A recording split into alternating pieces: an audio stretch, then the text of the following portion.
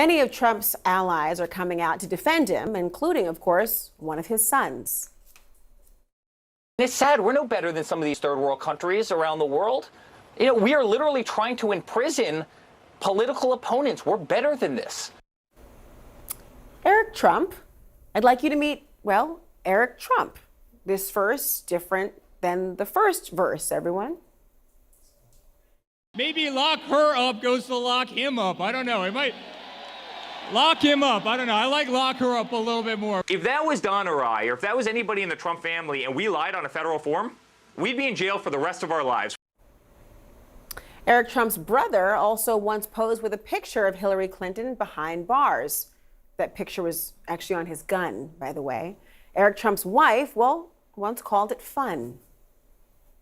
President Trump said yesterday that Michigan Governor Gretchen Whitmer needed to lift coronavirus restrictions, and the crowd started chanting, "Lock her up." He wasn't doing anything, I don't think, to provoke people to threaten this woman at all. He was having fun at a Trump rally. And Eric Trump's father, well,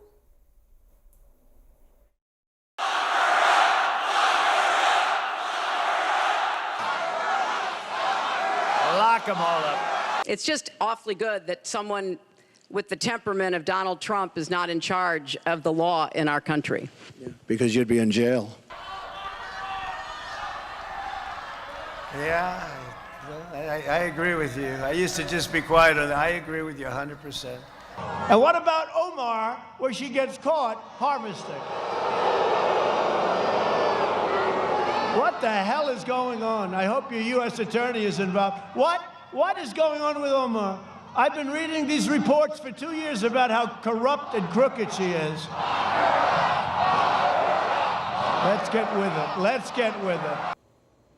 All right, joining us now, CNN political commentator and former Trump campaign advisor David Urban, and former Democratic governor of Massachusetts, Deval Patrick. David, let me start with you. So Hillary Clinton, it's okay, but not if it's Donald Trump? Well, Wolf, there's maybe Eric Trump should go back and listen to that 90s Alanis Morissette song. Isn't it ironic? I think maybe he'd get something out of it. You know, it's nothing much more to say about it. David, I want to get to Deval in a moment, but you know Trump well.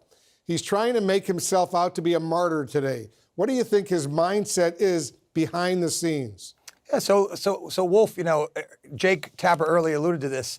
You know, there's a famous Seinfeld episode where George Costanza says to Jerry, you know, if you believe it, it isn't actually a lie, and I think that's the case here. I think that the prosecutors here, the Justice Department, is going to have a very tough time proving the mens rea. I know there's lots of folks sitting on your panel like Norm and others who think it's going to be easier than that, but I think they're going to have a tough time proving that. And so I think that Trump the former president is probably nervous. I agree, you know, with Governor Christie's assessment that he goes to bed at night and thinking, shit, I could actually end up in jail here at some point, and that's a real probability. It's interesting, Deval. Here's how the House Speaker, Kevin McCarthy, is characterizing this historic moment. Listen. You're entitled to raise a question. You're entitled to question whether it was honest or not. That's the uniqueness of the First Amendment. That's the uniqueness of America. But you know what? You shouldn't be prosecuted for your thoughts. And the difference here is when Hillary Clinton said it, nothing happened to her. When they said it in Georgia's election, nothing happened to them either. So clearly he incited a mob to attack the U.S. Capitol. That's more than just a thought. How do you counter this narrative? Well, if you're asking me, Wolf, first of all, I think they do have more than enough proof in this so-called speaking indictment that Donald Trump knew that he had lost the election. But even if he believed he'd won the election, that doesn't justify him setting a mob on the Capitol. Him trying to send fake electors to disrupt the count and install himself or continue his own power. You know, if Donald Trump believed in the Easter Bunny, it wouldn't justify him, you know, raiding Easter Mass and turning everybody out. It doesn't. In some ways, it's secondary what he believed. What he did was try to steal the election after having lost it to Joe Biden. And if our nation of laws means anything, indeed, if we are governed by laws and not by personalities, then it's important that someone who incites a coup, as Donald Trump and his co-conspirators did, face the consequences of our laws. You know, Deval, we learned just the other day that former President Obama privately warned Biden at a private luncheon they had not to underestimate Trump's political strength. Do you think Biden is underestimating? I don't know, and in a way I don't care, Wolf, and I say that respectfully. I think President Biden is doing a wonderful, wonderful job, and I think part of his good service is to let the Justice Department do its job without interference. And I know Merrick Garland. I know his respect for the institution. I know his care. You know, I wish that this whole prosecution, and particularly the assignment of the special prosecutor, had come earlier than it did, but it came in many respects when it should have. And we are where we are because of the care that DOJ has taken independently. And I think that's enormously important. Yeah, it is very important indeed. David, 2024 Republican candidate Ron DeSantis made a promise if he's elected president. Listen to this. And then on bureaucracy, we're going to have all these deep state people.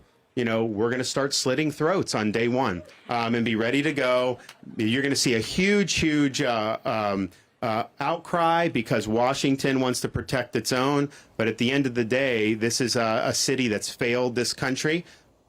So, David, what do you make of that comment regarding the federal workforce? Yeah, so Wolf, obviously red meat, right? Red meat for the base. I heard Vivek Ramaswamy on earlier in the program saying he's going to dismantle the FBI and other things. Look, functionally, it's just impossible to do, right? I know that there are probably many Americans who question the size of the federal bureaucracy and the federal government and think that it could be slimmed down, right? Obviously, I think there are a lot of folks who think that, there's these, bad weather events in Washington, D.C. that have, non-essential personnel, don't show up for work today. And they think, well, that should be, the federal government should be slimmed down to that size, whoever those essential personnel are. And I think that's a legitimate complaint. But the way to vocalize that, I don't believe is to, call for heads on pikes after Election Day. David Urban and Deval Patrick, gentlemen, thank you very, very much.